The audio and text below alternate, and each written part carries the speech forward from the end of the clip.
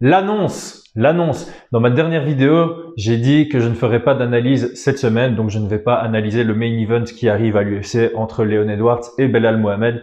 J'avais dit que c'était parce qu'il y avait une grosse annonce qui arrivait cette semaine et elle est tombée aujourd'hui. Donc si tu ne me suis pas sur Twitter, ni sur Instagram, ni sur Facebook, mais commence par le faire. Chris Gunacht, très facile.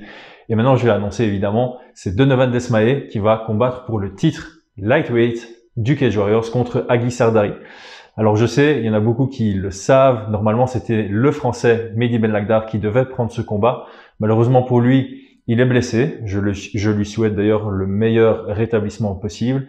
Et la bonne nouvelle, par contre, pour nous, pour moi, pour Donovan, c'est que c'est Donovan qui le remplace.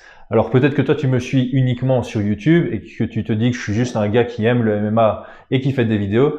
En fait, je suis aussi un manager et un coach de MMA, celui de l'équipe des Red Kings MMA à Bruxelles.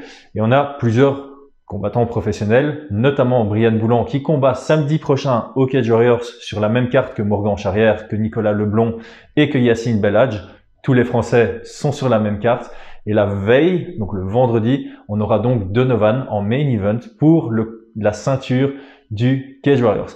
Alors ça, c'est l'annonce. Tu peux arrêter la vidéo maintenant si ça te suffit. Et si tu aimes bien les petites histoires, les petites anecdotes, je t'invite à continuer à regarder la vidéo. Pour la petite histoire, Donovan devait combattre pour la ceinture déjà à la trilogie précédente contre Jack Grant. Malheureusement pour Donovan, il était blessé.